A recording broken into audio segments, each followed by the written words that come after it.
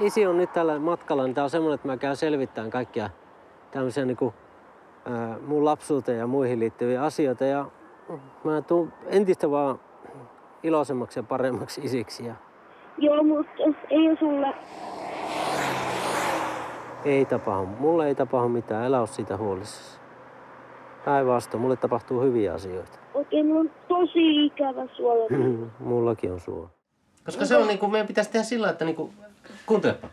Jos me tehdään nyt semmoisia asioita, että kun me sovitaan mä haen tuolta keittiön ovesta ne säännöt. Me luetaan ne nyt kerran läpi.